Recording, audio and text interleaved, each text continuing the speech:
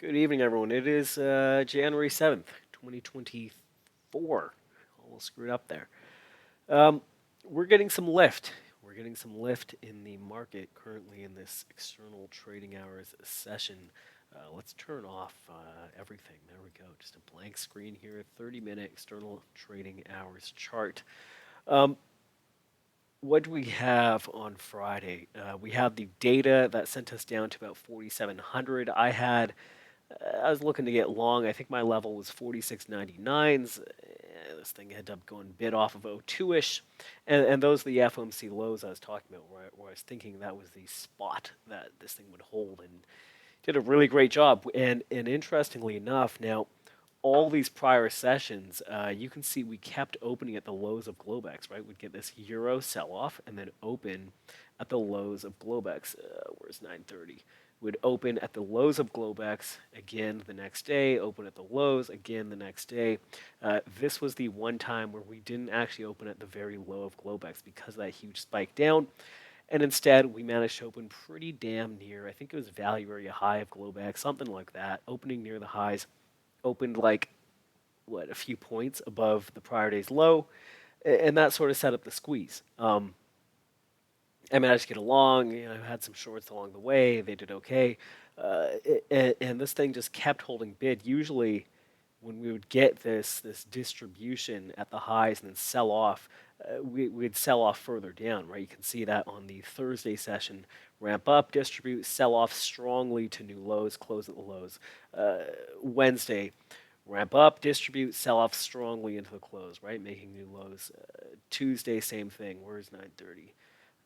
Get a little bit of selling, but ramp up, distribute, strong sell. Got actually a nice ramp into the close there on that Tuesday session. Um, Yesterday, didn't really, we never broke the overnight low, and we pretty much defended the IB low for more or less, right? I had a level at 19s. We held that to the tick, and we held this kind of expansion upwards. So not overly surprising to me that we're getting bids right now during Globex. Same thing. Here's the NQ. Pretty similar thing, right? Here's that expansion upwards, and you can see we held that really well and closed back kind of around the middle of the day. I had a level here, 403s that didn't get filled. Uh, anyway, so for tomorrow, here's what I'm thinking. News-wise, let's take a look at what news we have coming out tomorrow. Hopefully, you guys can see this. Tomorrow, let's go to just the USD stuff. Nothing really. You got an FOMC member, nothing really too important. Tuesday again, nothing really too important. And this is where we start getting the more important stuff. The 10-year with these bond auctions have been moving the markets around. So we got the 10-year at about 1 p.m. Thursday's a big one, CPI, and the 30-year bond auction later in the afternoon. Friday as well, PPI. So in my opinion, we're going to spend pretty much the entire week, I would imagine, kind of waiting for this Wednesday, Thursday, Friday stuff. The 10-year, the CPI on Thursday, and then the PPI on Friday. I wouldn't be too surprised if we do get a scenario where, let's just get the levels going. I wouldn't, let's throw in the RTH too. There we go. I wouldn't be too surprised if we get a situation where we get, I don't think we'll break the prior week's high at 97, whatever it is. Yeah, 97 corresponds to the week prior's low. I doubt we'll be breaking this sort of area, but I wouldn't be too surprised if there's really, really steady downtrend. Can we draw a line of some sort for you guys? Something like that. I wouldn't be surprised if there's really, really steady downtrend. It gets broken up a little bit. We've been repeatedly making lower high, lower high, lower high. I wouldn't be surprised if at some point we start, running these highs a little bit, running some stops, maybe getting into something like 74. I wouldn't mind actually taking that short. 74, 74 quarter, or maybe even getting into 87.92, something like that.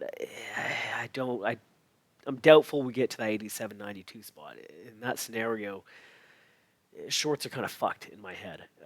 They're not going to. It's going to be trouble if we go all the way back to 92 to get all the way back down below 4,700. So in my opinion, I think we run some of these highs, maybe get to 74, and then start selling back down. So that wouldn't be too surprising to me heading into CPI. So I'm expecting a pretty quiet day tomorrow, maybe some ramping, right? I mean, right now, I'm trying to decide if I want to show this chart. It's a pretty ugly chart. I think I'll hold off. But anyway, we've been repeatedly trading below settlement lows. Every single session, we've been trading below settlement lows, the lows of the 2 days prior. And this is going to be perhaps, and we'll see what happens at 3:30 a.m. because there's been a seller there every single night. But perhaps we'll actually open above settlement lows. Maybe that gets defended, that kind of 27 number, and we can start ramping back up, and we can get into this 56 number. Maybe it gets a sell at first, who knows? And then see if this can squeeze a little bit to 74 by Tuesday. And that becomes, in my opinion, the primary short area. Similar thing on the NAS, 522s, that is settlement lows, I believe. Or sorry, no, it's not. 436 is going to be settlement lows. So there's a good chance we're opening above that. And again, to me, that's a shift in momentum, right? Repeatedly, we've been opening below the lows of 2 days prior, right?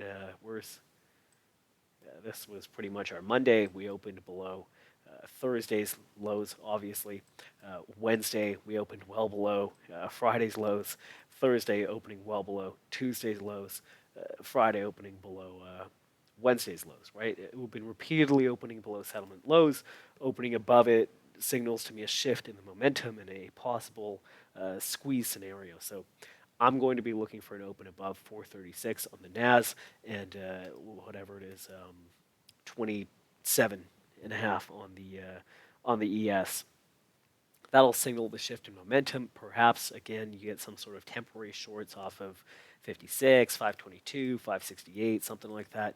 But really, I think it probably takes a visit to 560, 618 or 74s. To the downside, there's just some levels of interest, kind of, 320, 340, somewhere around there. The ES, I think you could probably still squeeze some points out of the whole number around there, or 86 below there, and I don't think I want to be playing. That's how I'm looking at this. The COT data has been very interesting, just speaking to a higher time frame. They're very, I mean, it's been posted on Twitter everywhere. Shapiro actually posted it, so let's take a look at that for a second. Where is he? Where are you, Jason? Shapiro. There he is. Jason posted this, and I think that kind of gives you the best explanation as to what we're seeing, which is that the commercials are extremely short. The hedge funds are extremely long. Don't get me wrong, they've been longer in the past. If you go back to like 2016 or something, they've gotten much longer in the past. There you go, someone pointed it out. I don't know where the actual data is, but around here, 2016 to 2018, they were super long, and clearly the market went straight up. The market doesn't have to go down, but there's a good chance that it does. And as Jason's pointing out here, our good buddy Dan Nathan is getting bullish Nvidia as the COT is showing the Nasdaq as a short, and you can never make that stuff up. So anyway, this video is getting long. Looking to get long 27.99.86 on the ES, shorting 56, perhaps for a move to something like 47. There we go. 74, maybe down to like 65, and perhaps lower, or 87.92. NAS crack. Where are we? Yeah, along 436, maybe to something like 460-ish. Yeah, that sounds about right. Maybe around 485. Short 522, maybe down to that kind of 500. And another short here, maybe down to something like 540. And 618 finally down to whatever, 585. There you go. That's how I'm looking at this thing. Very interested to see if we get the seller overnight or not. That 3:30 a.m. seller. 10-minute video. Have a great night. Trade safe.